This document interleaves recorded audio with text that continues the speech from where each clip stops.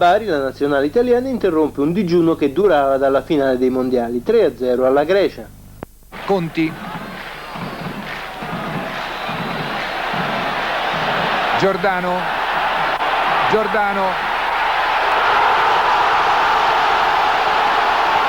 Reclamano i greci, ma l'arbitro concede il gol. Giordano ha segnato. Bagni. Giordano. Rossi. E arriva Cabrini e raddoppia.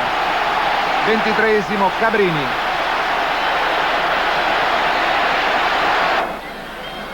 E poi Cabrini. Giordano.